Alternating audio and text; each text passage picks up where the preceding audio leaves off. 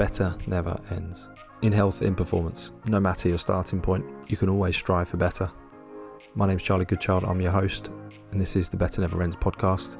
We've made it our mission to share with you the expertise and wisdom of role models and leading experts in their field, teaching us about how we can be better, telling stories about their journey to better, and inspiring you to discover yours.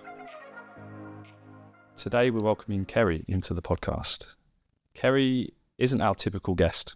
Ceri is an international DJ. Now that's one of the reasons actually why I was first so fascinated by the journey. And I'm going to intro this a little bit longer than usual because there's a bit more to it.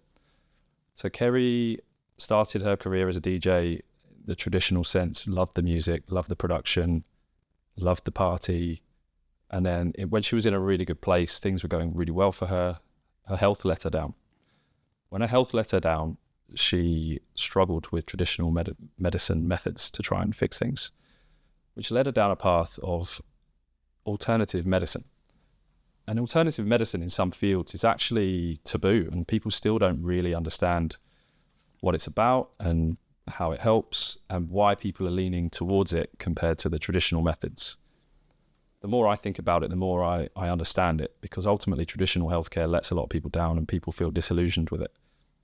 So I then came into contact with Ceri via a patient of mine. So one of my patients is equally interested in alternative medicine, alternative health. He was a corporate warrior, doing really well within the financial world, but on the side, quite liked to go out for a rave, quite liked to enjoy himself, and probably was burning candle at both ends. So my patient then struggles with his health, is earning good money, but just really not quite feeling himself. So he goes on a bit of a journey as well. Just so happens to come across Ceri's blog. So Ceri, halfway through, during her journey of figuring out what was going on, wrote a very detailed, very long blog about her journey and about her experience. Some of her struggles, some of her findings were within that. My patient reads this and becomes increasingly interested in alternative medicine and essentially makes a pretty drastic decision to leave his job, take some time out, really focus on yoga practice and focus on his health. So he comes to me halfway through that journey with essentially some groin pain. But I then sort of helped him towards some gym-based strengthening for some additional benefit to his health. And we were talking about hyperbaric oxygen therapy because one of our practitioners within Better, he is a hyperbaric oxygen therapy chamber operator, and Jacob, and we've had a podcast about it if anyone's interested and hasn't come across this term. So because it's within our business, I hadn't heard about it much before. We then had a conversation with my patient and he said, I should read this blog. So I read this blog about Ceri and thought, wow, this is such an interesting journey. We invited Ceri in for a coffee, showed her around the place, increasingly interested in what Ceri's journey was about. And here she is today talking about it to us. So now I think we can introduce Ceri, the DJ, the health advocate, the alternative medicine advocate, to talk about both. That's what I'm really interested in. So Ceri, welcome. Thank you, Charlie. Great to be here. And that's I didn't actually know that whole story. So that's really interesting to hear. So what did my article make him quit his job? Basically, is that what you're saying? Amongst other things. I don't know if it was just that, but certainly it was a catalyst for him to relook at what he was doing. And I mean, it was inspirational enough for him to, I believe he actually reached out to you very loosely and he said, oh, she won't remember me, but I sent her a message of some sort many years ago. So it certainly made him rethink a lot about his life. So, and I believe he's doing very well. So, great. I don't remember that, but I think I do remember you contacting me saying that your patient had told you about reading my article and that had led him on this journey. So that's great. And that's really why I wrote it, was to help other people in this position, because I think it's happening to so many more people than most people realise. And unless you or someone you love have gone through this, you just cannot understand it because it's so complex and it's so awful. And like I think I did say in the article, like if you have cancer or some sort of well-known illness, people have a lot of sympathy for you. But with this kind of thing, there's such a grey area around it and it's so hard to quantify and it's so hard to put a name on it that it's really misunderstood. Exactly. But I do think one of the benefits of the awful things that happened during the pandemic was that more people are becoming aware of these long-term chronic illnesses. Yeah. Because ultimately long COVID is just another version of chronic fatigue syndrome, and that kind of umbrella term of problems that we can't really quantify, but we know that they cause a myriad of symptoms that cause a lot of suffering. But all of a sudden people went, it's a thing. Yeah. It's a thing, and I understand now that some of my friends have got it, my family's got it, but it's not new. It's ultimately, like post-viral syndromes are not new. These are things that cause all sorts of suffering in the world. We just haven't really given them the same level of Exactly. And I think, unfortunately, a lot of the NHS are not trained to deal with this kind of stuff. No. These are long-term complex issues. Yeah. And they're treated as diagnoses, but they're actually symptoms. Yeah. And that is what I'm trying to make people realise, because it's like, as far as I'm concerned, I got wrongly diagnosed with chronic fatigue syndrome. I never ever accepted that as a diagnosis. I never once said I have chronic fatigue syndrome. I was fatigued because there was something wrong with me. Yeah. And I was like, I will not stop till I get to the bottom of this and find out what is causing this. There is always a reason. Even if you don't know, even if your doctors don't know, like, there is a reason, and you have to find that reason. And if you find that reason, you'll get better. And this is what syndromes are about. It's ultimately a group of symptoms that we don't really understand what's causing them. The same with IBS, irritable bowel syndrome. Your bowel is irritable, and we don't know why, so we're going to call it a syndrome. Yeah, but it's not a syndrome, it's a symptom. Yeah. Syndrome should be renamed symptoms. Chronic fatigue symptom. You have a symptom of fatigue because you're tired. Why are you tired? Yeah. And it seems so obvious now, but it's not to so many people. Yeah. So tell us then, let's go to the beginning of your health problems, because we've gone straight in with health. So do you mind just starting off with the start of your symptoms you started to experience, and tell us? Well, I mean, it goes back before that, I think, really, because I think health is in the mind and it's in the body. So I experienced what you may call traditional depression sort of in my late teens, early 20s. And I actually became aware that I was living from a very negative mindset. And I kind of one day just went, oh, that's interesting. And I started to become the observer of my thoughts instead of being led away by them. And I did a lot of work. I was very interested in Eckhart Tolle and his teachings, and I started doing meditation, and I had therapy, and I did all these things that helped me overcome this negative mindset to become more positive. Just spiritual. Yes. I mean, exactly, whatever you want to call it. Some may call it a spiritual awakening. Yeah. There's always different names for it, but essentially it was becoming the creator of my reality rather than a victim of circumstance. And I'd got to this amazing place, and then my health issues started. Yeah. So I was quite lucky that I'd already done the mindset work before I got ill. And even though I'd done that, I still questioned my own sanity. I still was like, am I just depressed? Is this in my head at points? Because I didn't understand it at the time. Now looking back, it all makes sense. But at that time, for about 2 years, I was questioning my own sanity. Like, is this in my head? I don't understand what's going on. I didn't understand it. The doctors were telling me it was in my head. My friends didn't understand. My family didn't understand. I didn't know anyone who'd gone through this. So at times I was questioning, is this in my head? And I was fighting against it, and I was trying to do more and go, okay, just, it's a mindset. Let's push yourself. But then I really kind of thought about it, and I was like, actually, I know my own mind. I know my own body. And this is not in my head. This is in my body. And these symptoms are a sign from my body that something is wrong, and I need to work out what that is so I can heal it. And sorry, that must have taken a huge amount of courage to come to that realization. And by the sounds of it, the work that you'd already done and set that up. Yeah. I'm intrigued to know what prompted that in the first place. That ability to, you mentioned it being like almost like a spiritual awakening, but what triggered that shift? That sounds like quite a huge shift in your life at a pretty young age. Wisdom that often wouldn't come in your late teens, 20s, for example. What prompted that? Well, I think it was a variety of things. I had a very toxic relationship, and that kind of led me to question, well, why has this happened? And that led me to have therapy and go through that. And that I guess was the start of it. And also just getting fed up with feeling bad all the time. You know, I was like, I know there's more out there, and I believe that.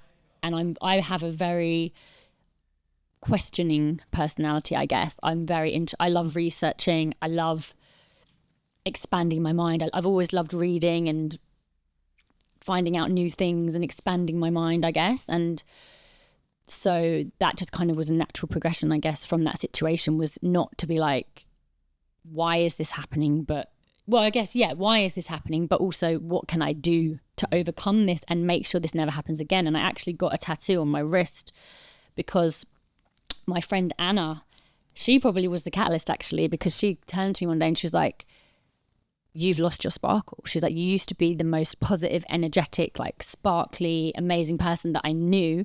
And since you were in this relationship, you've lost that. This is Anna, who we... No, that's a different Anna. Wow. And I've got quite a lot of... I've got like 4 friends called Anna. You're full of good Annas. I've got loads of good Anna friends. Yeah, so she kind of said that, and it was almost like, I was like, oh, you're right. Oh my God. And it was just like, it kind of just that's such a simple thing, but it really kind of made me see it. And I was like, oh my God, you're right, you know? And I think I really wanted to help this person, but I realized that I needed to put myself first. And unfortunately, they weren't in a position to help themselves. So I had to end that relationship and step away from it. And it was extremely heartbreaking. But that led me on this journey, I guess, of improving how I looked after myself and my mindset, which I think is a big part of the health journey, because if you don't believe that you can get better, you're not going to try.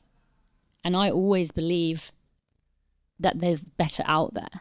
And it's back to your name, I guess, better never ends, isn't it? It's like, this is a constant, continual journey.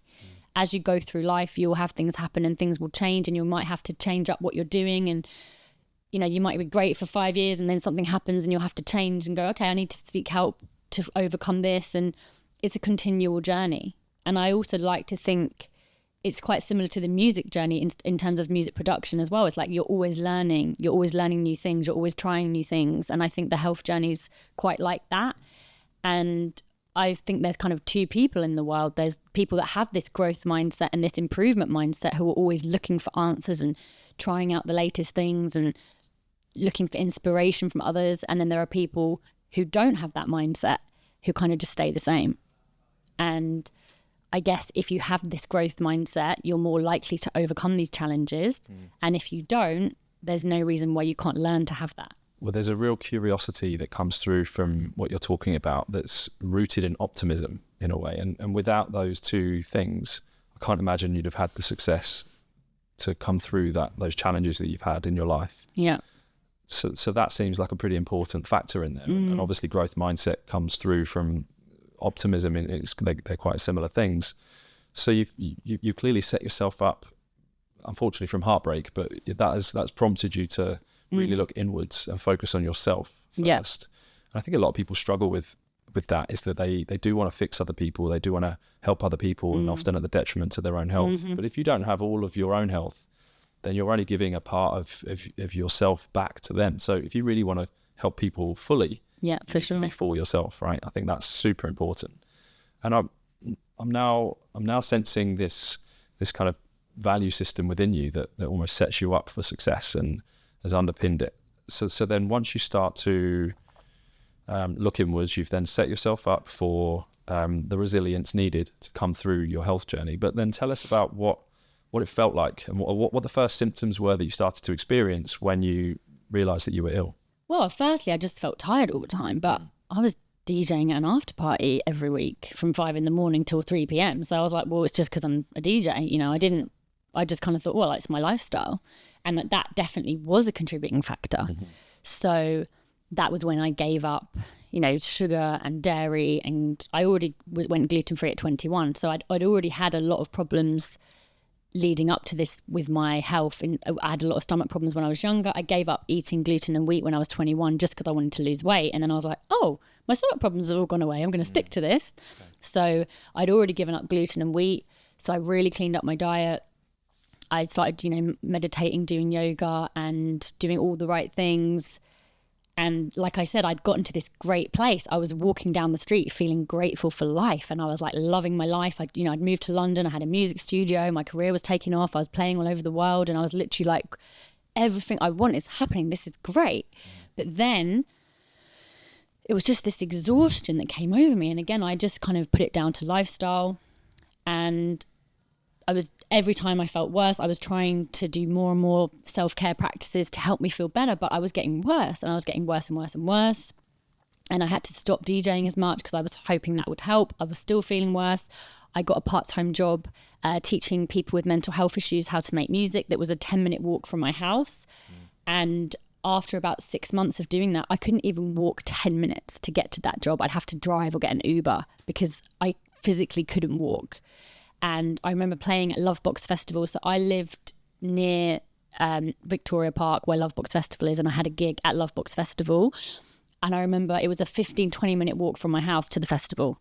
And I did that walk, which any normal person would be able to do. And by the time I'd got to the festival, I was so tired.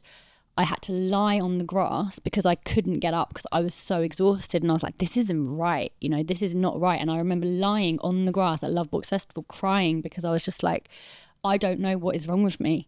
And I don't know why I'm so exhausted. I could hardly walk for more than 5-10 minutes without needing to lie down. I was like, this is not normal for somebody of my age. And that's also a really good point because this happens to a lot of people in later life and they just put it down to old age. But it's not old age. So luckily, in a way, I had this in my 20s because I was like, this is not normal.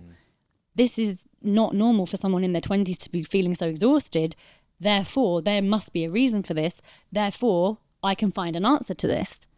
So, I mean, I tried so many things. It's been such a long journey. And I reread my article actually on the way here, and I got really emotional because I'd forgotten how bad it was, And I think at this point, I was like, I got to this point where I could hardly get out of bed. I couldn't think.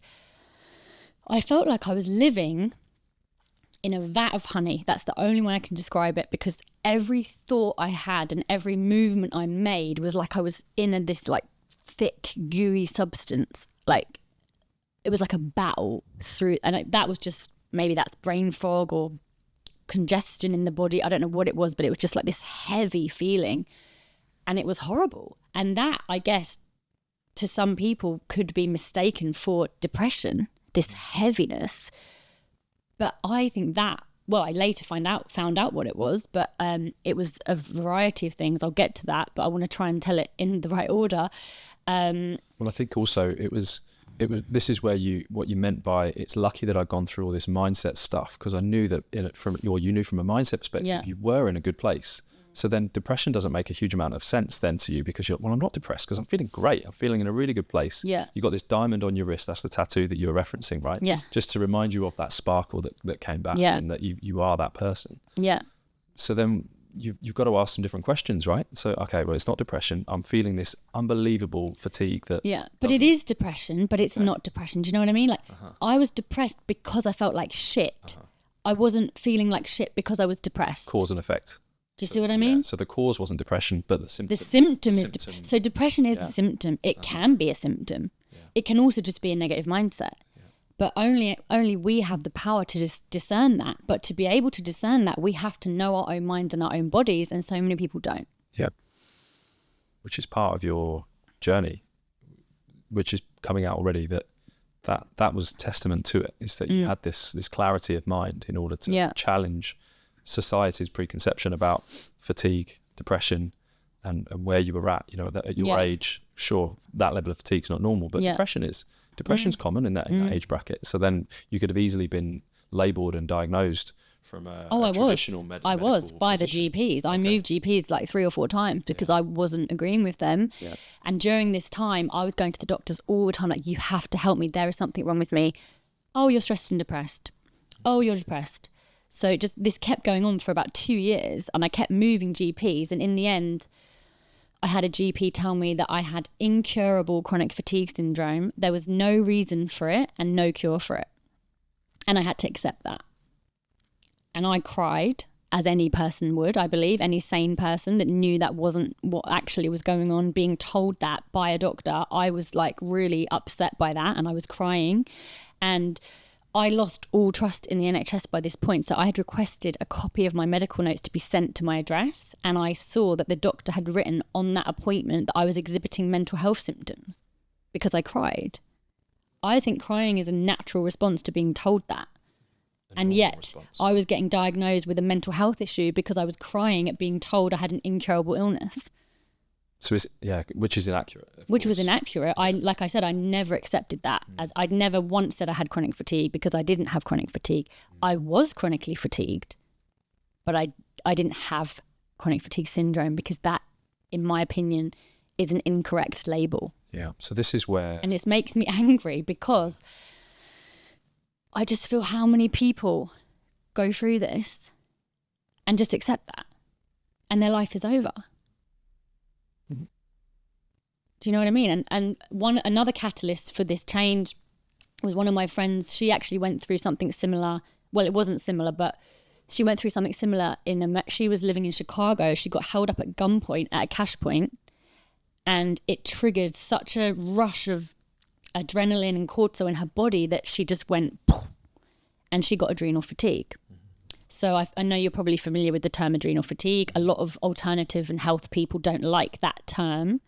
And they also say it's similar to the chronic fatigue thing, which is like, it's not actually a thing. It's just a label of a symptom of another thing. Mm-hmm. But at that time, I'd never heard of that before.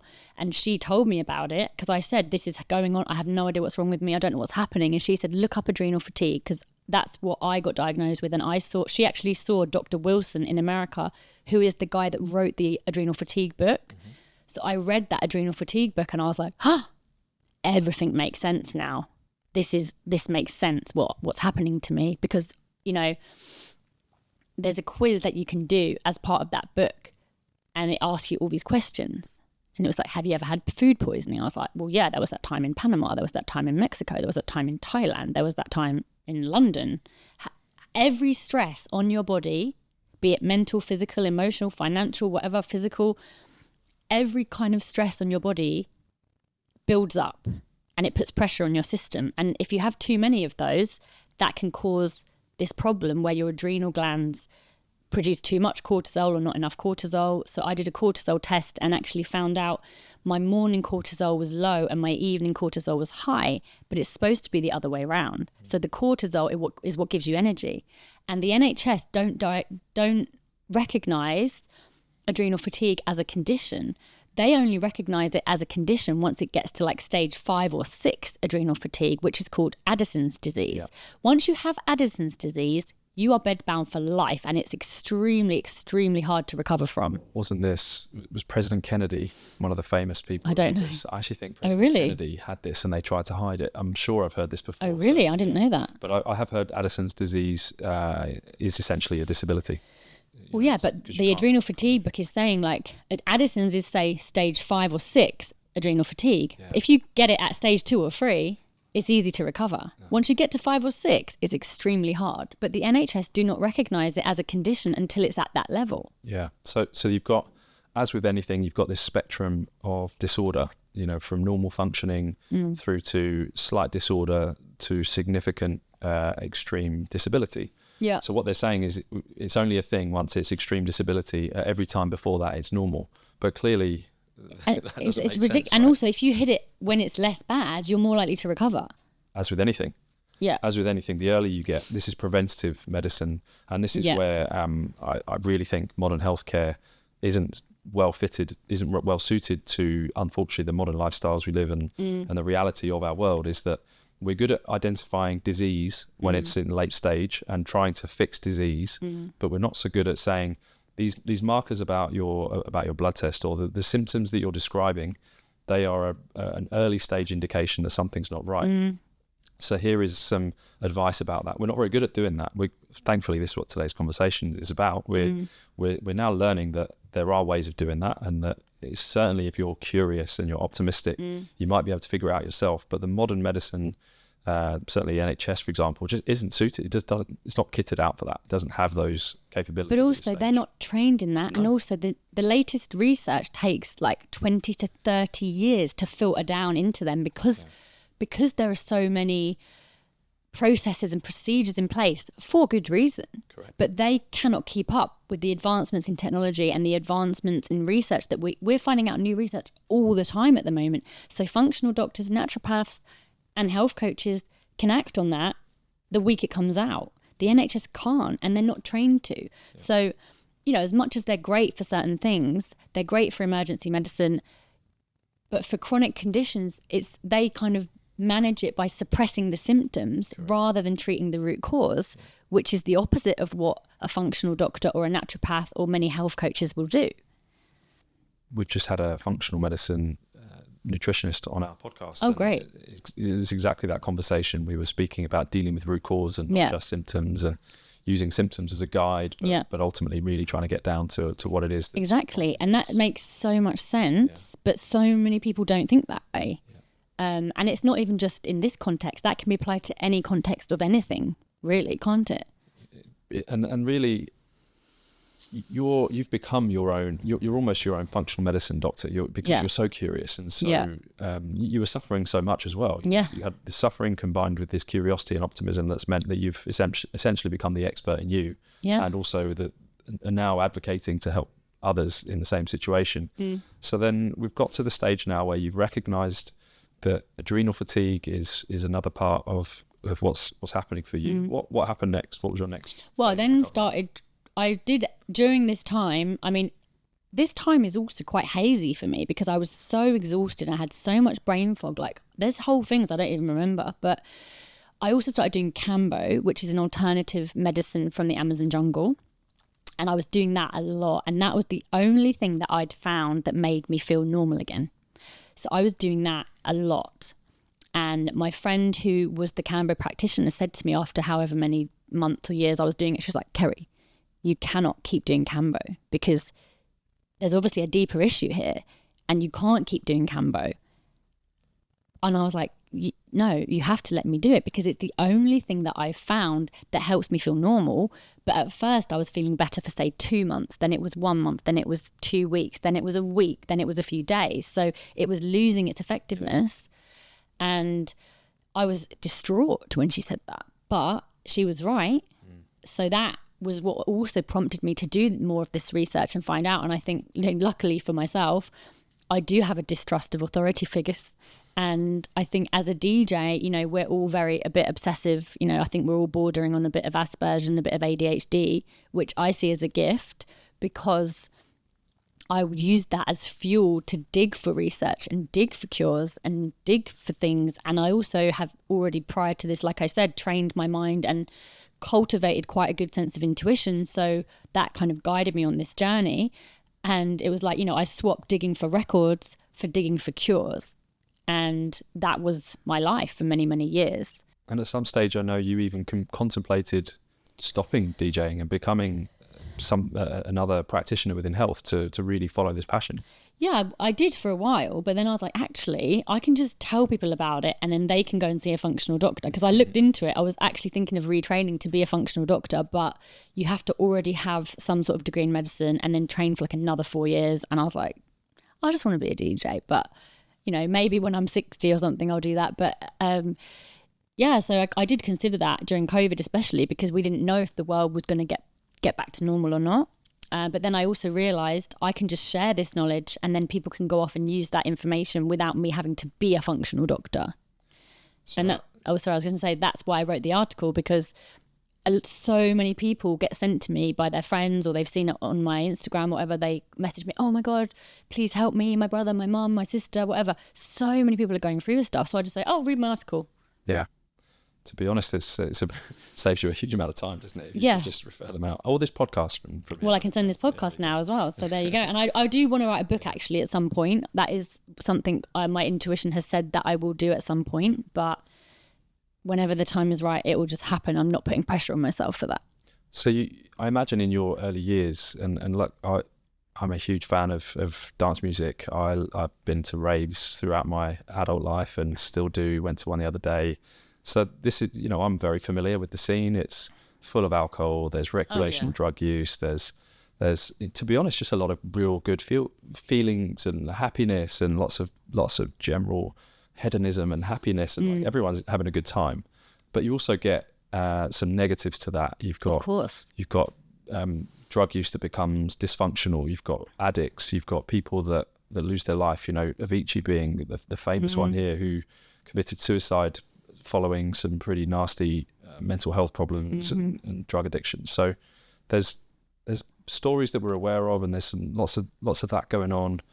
How did you come to terms with that, realizing that you needed to live a healthier life and change your lifestyle in order to just feel something that's close to good? How did you figure that out? Well, a lot of trial and error, I guess, and obviously seeking support from other people as well. I think when I started seeing a naturopath and a functional medicine doctor, that really was what really propelled me to get feeling back to like some sense of normality. Obviously, I did have to take some time out, and I did also go through this period, which I think a lot of people do on this kind of spiritual path or healing journey, where I was like, I don't know if I'll ever be able to go in a club again. I don't know if I'll ever be able to be in a rave again. I went through this period of becoming so sensitive to energies and being in crowds. I couldn't handle it. And I was like, I don't know if I will be able to get back to that. But I did. And I got to a place where I can go into those environments and still feel good and be around that energy, but be strong in my energy so that it doesn't kind of affect me. Because like you said, there are great positive aspects to it. There are negative aspects to it, just like life, you know. But I think a lot of people almost renounce the rave when they go on this like spiritual journey or health journey because they think that it's unwholesome in some way. But actually, I think, you know, house music is spiritual. House music is spiritual. It came from this, I guess, even house music, it came from this overcoming of circumstances for a lot of people who were marginalized.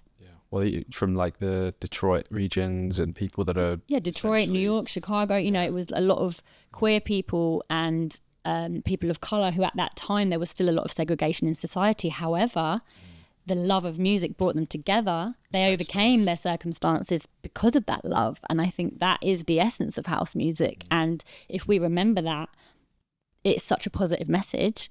But I also think because of that, a lot of people are drawn to that environment who have got trauma or who are kind of trying to run away from their problems. And a lot of people go to the rave to forget about their problems, which is fine, but you also need to be dealing with them as well. And some people do and some people don't. Yeah. Well, disco music even before that, I mean, you think disco music in the 70s, you know, that's the same thing again that happened. And that's the house came from disco. Exactly. That's how long these things have been playing out over time. And disco came from gospel. Do you know what I mean? So there's always been this need, I guess, for people to have a safe space for some form of either, escapism or for realization, you know, or community, even the sense of community. Yeah, there's other people around. So if we, instead of demonizing it and blaming it, I think we have to look at it from the positives. Yeah. And just because it can be positive, that doesn't take away from the fact there are still people that will abuse those environments. Of course. Because ultimately, the freedom it gives you is that you can essentially feel liberated and do things that are sometimes good for you, sometimes bad for you. Yeah. And what we're trying to say here is that just because there's the abuse that happens doesn't mean we have to step away from it. You just go in and get what you want out of it. But of course, and it's all about intention, and it's all about the energy you put into it. Now, you could go to a rave with the intention of, I'm going to have a joyful time and I'm going to enjoy my life. Or you could go with, I've got a void that I need to fill, that I'm going to fill from this fake place that isn't actually real to cover up what I should be looking at. There's two different ways of experiencing that. You know, I played at Panorama Bar last month and I was there for like 15 hours sober and I had a great time because the energy was great, the music was great, the crowd was great, the vibes were great. And that was for me a fulfilling, overflowing my cup experience. So it's like, that's one way of doing it, but then people can also be doing it from another energy. And I'm not saying that's right or wrong. Everyone's on their own journey. But I think if you are doing it for that reason, at some point you're going to need to look at that and work out why and hopefully help yourself get to a better place.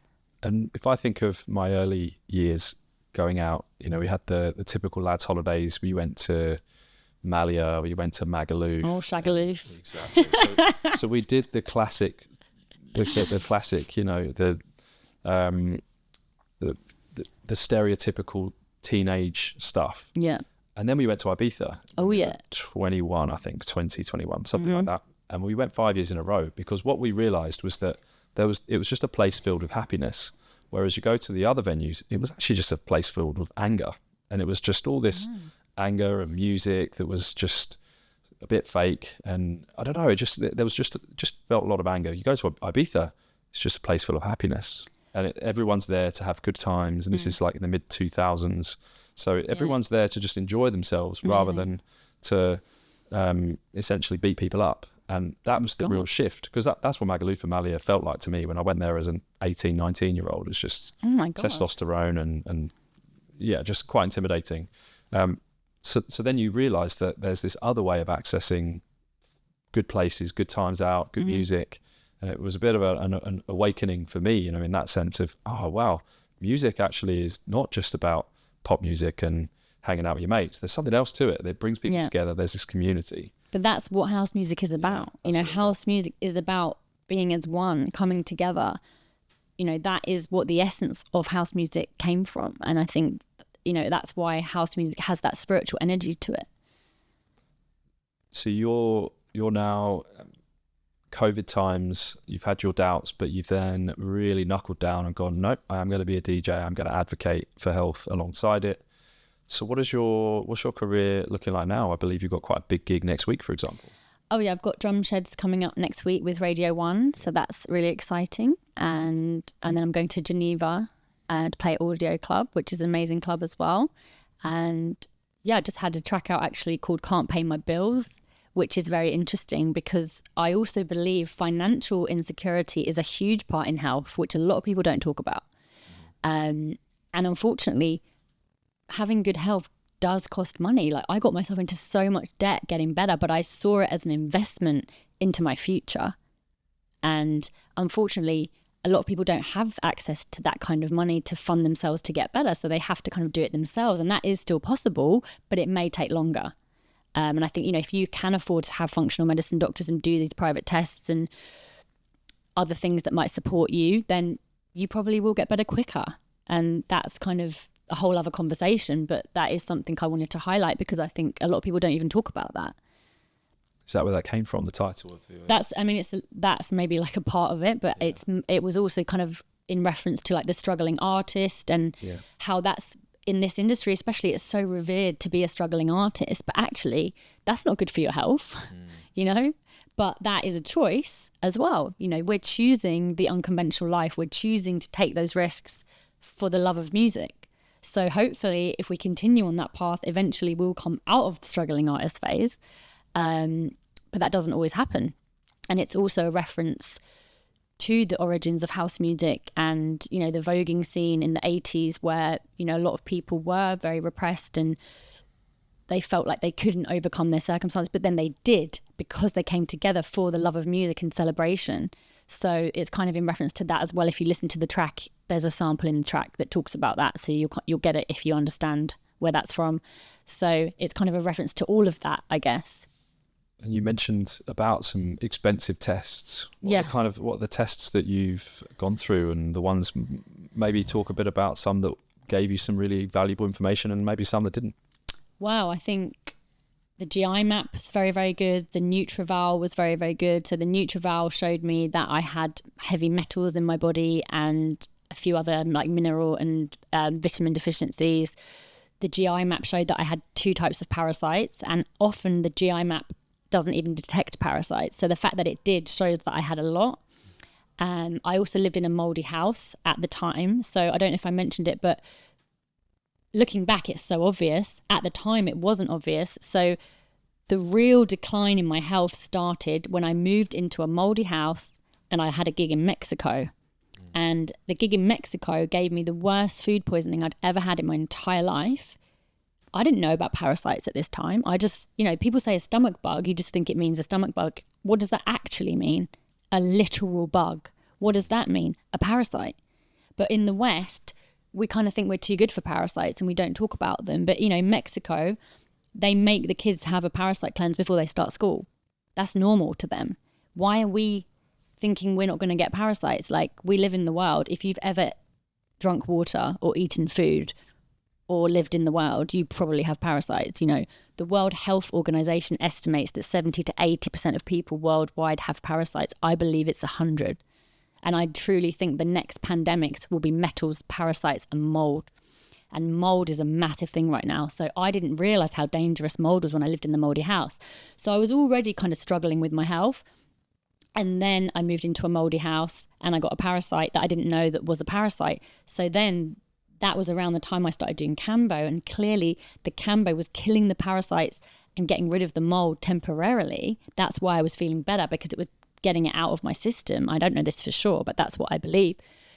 But then it was coming back. So it wasn't fully eradicating. Well, I was in the house still. I was in that house for 5 years while all this was going on, not knowing it was the house that was contributing to making me sick. So I also did a mycotoxin test, and I redid the mycotoxin test a few times, and I did it last year or the year before, and I still have mold particles in my body, even though I moved out of that house probably 8 years ago, maybe now.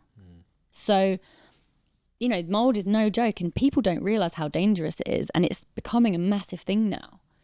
We've got a lot of old houses in the country. Well, certainly we're in the UK here. There's going to be a lot of old houses in the UK that will get moldy because they don't have the right aeration and all these things. So I guess that's something for people to consider, is to have a look around their house and see if that's going to be part of. But it can be hidden. It can be in the walls. It can be in the floor. So just because you can't see it doesn't mean it's not there. But also there's a lot of new research now saying that it's not actually the mold itself that's the problem. It's the man-made materials in combination with the mold. Because if you have mold out in the forest or on wood, it apparently doesn't give off these nasty chemicals as much. Well, I guess mold is an active thing. So the mold is growing in places where it's using something for fuel, taking something or ingesting something itself, right? Is that what you're getting at here? Is that I guess the mold? Well, no, is it's damp. It's damp. It's if it's damp or if it's humid. But I don't know enough about this to talk about it loads. But I've just read somewhere that it's a lot of the mold illness can be caused from the actual combination of the mold with man-made materials that we use in building. If you have like an old house made of wood, it's not as bad apparently. Okay. So what happens when you started to learn about some of these things? What changes did you make? I mean, you moved out of your house, as you said. And yeah, then I obviously started to see the functional doctor. I did a detox program. I did a supplement protocol. I had ozone therapy. I was doing enemas. I was doing colonics. So when I actually had the food poisoning from Mexico, this had gone on for like 3 weeks and I still wasn't getting better. And I'd started researching and going on the internet and looking at how I could get rid of this because it was horrific. And I had a colonic. Within 20 minutes of having that colonic, I started feeling better. Yeah. I didn't know at the time. I probably picked up a parasite in Mexico and that colonic probably sucked it out. But there was still probably eggs in there, which is gross to think about. It's not very sexy, but most people do have parasites. And I will do a parasite cleanse now, probably ideally 2 to 4 times a year, sometimes once a year. Do you find that you get that instant relief? Does it seem to make you feel better when you do them even now? So for sure. Yeah, because it's not like you just do it one time. Yeah. This is a continuous thing. Health is a continuous thing. Like you could do a detox and feel amazing for a month, but then 6 months later you might have to do another one. You know, it's not like a one-time thing.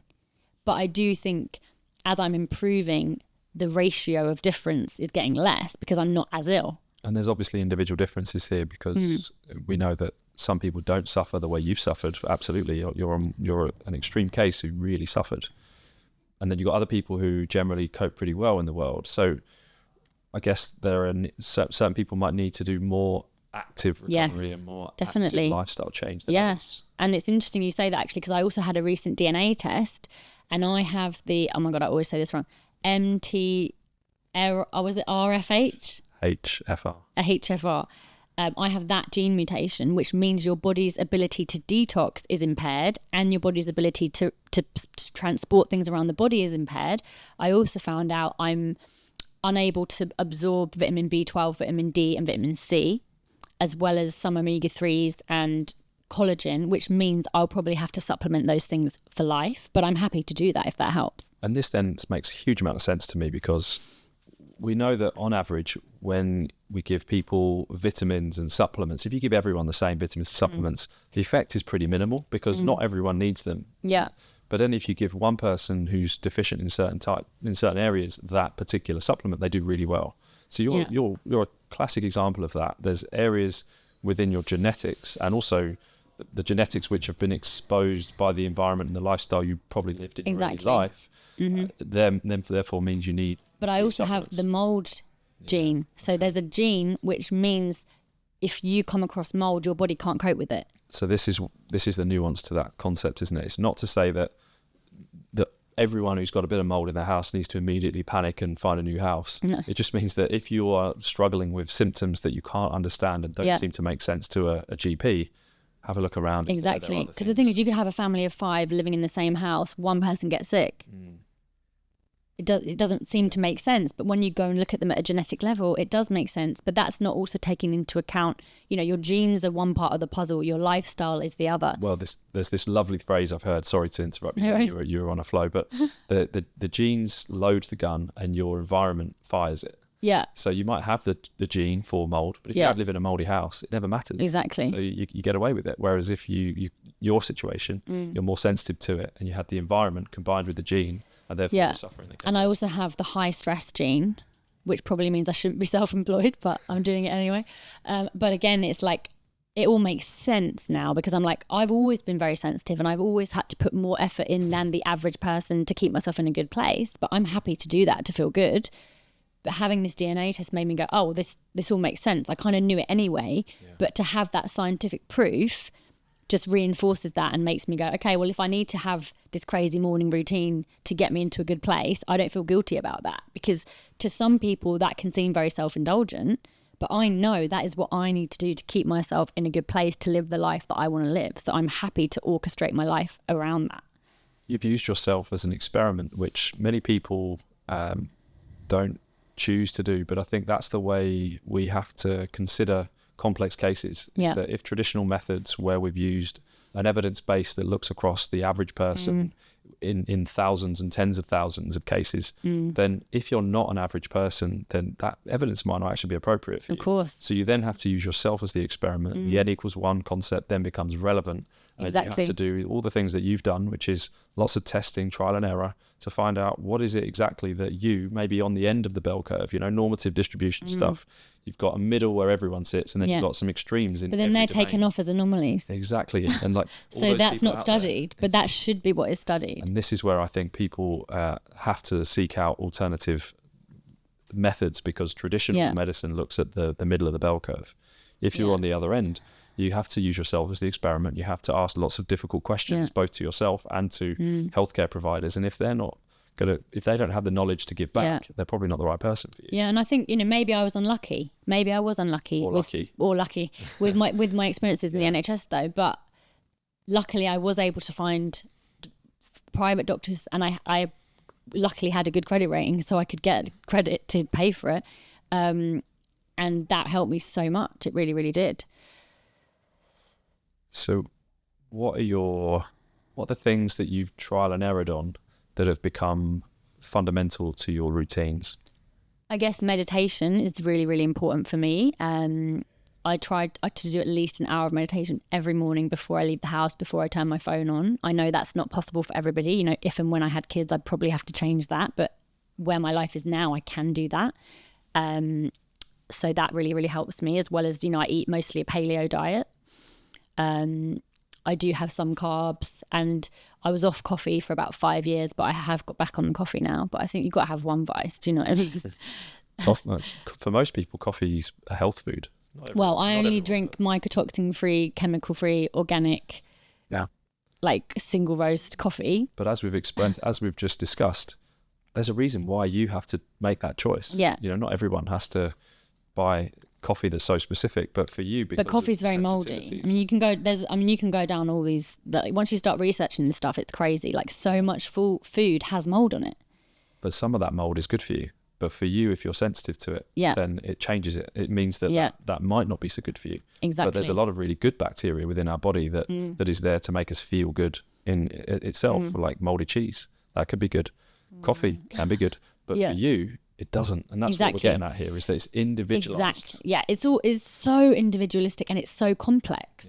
So what works for me may not work for somebody else. We have to all go on our own journeys. And I think a lot of standard medicine is very one size fits all. Yeah. During this journey, I actually got referred to an immunologist who just wanted to put me on antiviral medication for the rest of my life. And I was like, no, like that isn't going to help. He then referred me, I went to a rheumatologist as well. He wasn't helpful at all. He said, oh, just take antidepressants, see a counsellor and have physiotherapy. And I was like, I'm not depressed and I don't need physiotherapy. I wouldn't want to see you. It doesn't make sense. And then a friend of mine who also was experiencing chronic fatigue at around the same time, saw the same rheumatologist, got told the same thing. It didn't make sense to me. Yeah, because and look, sometimes we get a bit stuck in a rut of off-the-shelf treatments, and ultimately what we're getting at here is that each treatment has to be individualised to the person, and the way to find the right treatment is actually quite often really complicated and way beyond the ability of things like the NHS. It can be, but it also cannot be. You know, for the average person that's experiencing problems, if they cleaned up their diet, ate healthily, went paleo, sorted out their circadian rhythm, that's so simple, that's free. Yeah. And it seems so obvious, but so many people don't do it. And I think diet is key as well. You know, diet is key. If you can go paleo, if you're not already paleo, I've got friends that have had eczema covering their whole body. They go paleo, it disappears. So that should always be, I think, the first port of call. Meditation, you know, nervous system work, trauma work, that's really, really important as well, and gut work, because, you know, you're saying about the supplements, but if you can't absorb those supplements, what's the point of taking them? You know, you have to fix your gut as well. So I think we haven't even touched on that, and that's a whole nother podcast, I think. But, you know, gut healing is so important, and nervous system healing is so important as part of this journey, because if you have a chronic illness but your gut is impaired and you have a lot of trauma and you haven't done the work to fix your nervous system, it's going to be very, very hard to heal. So I feel like those should also be some of the things that you do. But like I said, really cleaning up your diet should always be the first point of call. And so many people find that so hard. Well, the plant-based diet is the thing that helps your gut to heal. It's all the good stuff that comes within those plants within your diet. It helps to optimize. Yeah, but I actually I was vegetarian and vegan, and it made me worse. I don't mean a vegetarian and vegan. I mean just having plenty of plants. Right, I see. So yeah. Plant-based diet and being vegetarian and vegan are not the same thing. It just means that you've got to have enough variety, diversity within the plants that you eat in order to make sure that your gut's healthy. You can also eat meats alongside that. You can also eat fish alongside that. But and dairy. Because I actually have also in the DNA test, I have the gene that says I probably shouldn't be a vegetarian or vegan. Yeah. But I was a vegetarian for about 9 years and I was a vegan for 1 year, and I actually got worse. Yeah. So again, this whole everyone should be a vegan, everyone should eat meat, is so individualistic, and you have to do what works for you. But at a basic level, I think if people just clean up their diets as the first point of call, that should hopefully help a lot. If you do that and you're still having problems, then it's probably time to go a little bit further and dig a bit deeper. Yeah, and one of the more interesting and drastic choices you made was to relocate. Oh yeah. So which was also based on some health tests. Well, kind of. Yeah, I mean, I didn't know this at the time, but I just had an intuition during COVID, move to Ibiza and write a book. So I started the book, but I haven't finished it, and I moved to Ibiza. And then when I had the results of the DNA test, it made so much sense, because living in a warmer climate makes sense for me, because I don't absorb vitamin D as easily as the average person. So I feel so much better in a warmer climate, as do a lot of people. Yeah. So that it makes sense from a health perspective that I thrive more in a hot place. Are there any other... We haven't actually spoken about I'm a bad business owner here, and we have hyperbaric oxygen therapy within our services. We haven't even spoken about that. Oh, that's another thing as well. So let's talk a bit about that, and more just because your journey into it was quite interesting as well. So how did you find out about hyperbaric oxygen? Well, it was kind of like a 4-stage process, I guess. So during this time when I was living in the mouldy house and I was doing Cambo and I was feeling very ill, and I was starting to get cold sores all over my face, like massive cold sores, like the size of apples on my face. And at this point, this was when I was going to the immunologist who was putting me on the antiviral medication. I was like, that's not going to fix me. What's the root cause? Like, I want to find out the root cause. And I had seen a nutritionist at this point, and she said to me, put hydrogen peroxide on your cold sores, it will get rid of them. And I was like, I'm not putting hair dye on my cold sores. Like, what are you talking about? This sounds absurd. And she was like, trust me, get food grade hydrogen peroxide, put it on your cold sores and they will disappear. So again, me being a very research-minded person, I started doing a lot of research into hydrogen peroxide, and it actually, in tests, it kills the good bacteria, the bad bacteria, but not the good bacteria, which is very interesting. And it's one molecule away from pure oxygen and water. Yeah, well, H2O2 is hydrogen peroxide. Yeah. H2O is water, so one oxygen less is water. Right. Take away the hydrogen is oxygen. Exactly. So hydrogen peroxide is actually in our bodies. I didn't know this. We have it. Just like we have DMT in our bodies, we have hydrogen peroxide in our bodies. So hydrogen peroxide is actually produced in breast milk in high quantities. In the first 5 to 10 days of a baby's life, the mother has more hydrogen peroxide in her breast milk because that kills viruses, bacteria, and parasites. And I was like, this makes a lot of sense. So during that time, I was putting this hydrogen peroxide on my cold sores. And I remember I had to go to Leeds. I was giving a talk for Red Bull Music Academy, and I was so excited about this talk, but I was so ill. I had to get the train up the day before and stay in a hotel because I didn't have the energy to get the train and do the talk in the same day. And I had a massive, massive cold sore covering the whole of my lip. So every day I was holding all this hydrogen peroxide on my lip, and it was helping. But it was a massive cold sore. So for about a week, I was probably accidentally ingesting a lot of hydrogen peroxide. And that was when the parasite came out. Okay. So I flew to Ibiza, and I remember I got to my hotel, and I won't go into details, but something came out and I was like, what the hell? And I was almost like in disbelief, like, is this real? Is this not? I was like, what is going on? But again, thanks Google, thanks to the internet, I started researching, and I found all this research about hydrogen peroxide as a healing tool.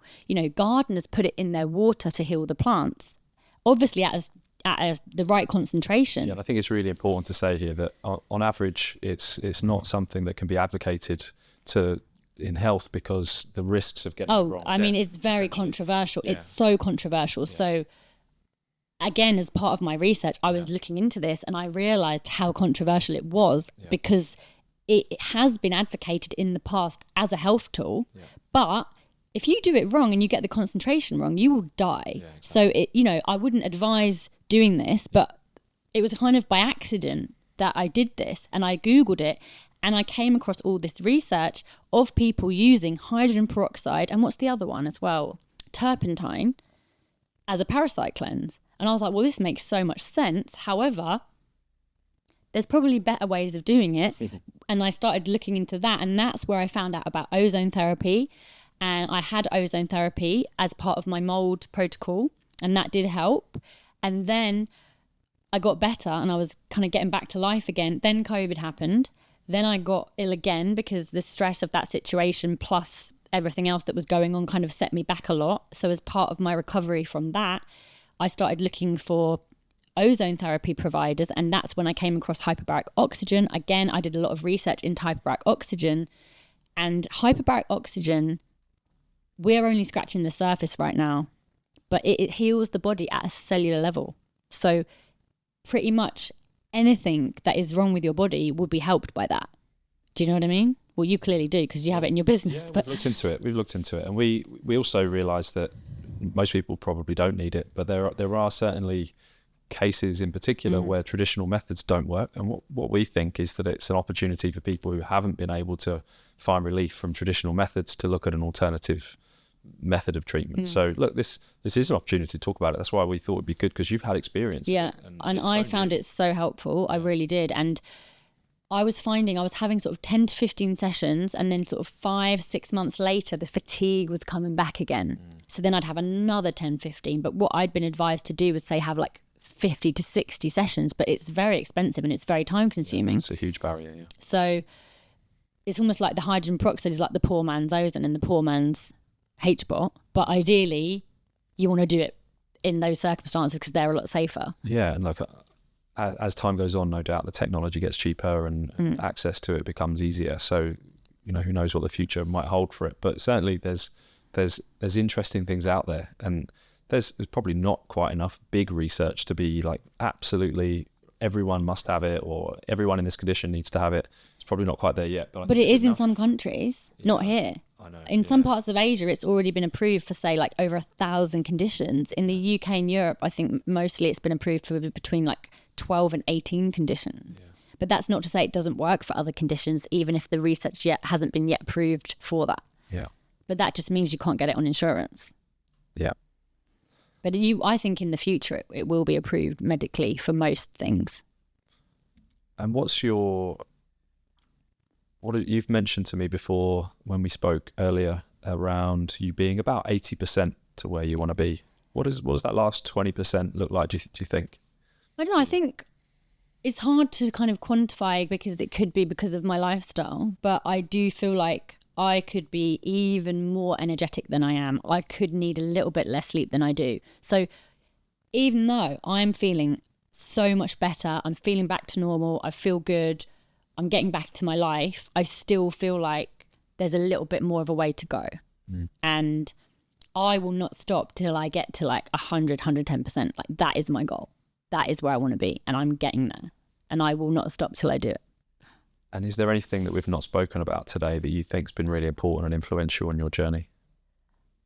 I mean, there's so much. That's why I'm writing this book. Eventually I will write this book, because it's like every year more stuff happens. But I think, I didn't really talk about, I did ayahuasca when I was younger. And again, that's kind of alternative and controversial in many ways. But I definitely think that helped me open my mind to new perspectives and teach me things about myself that help me heal.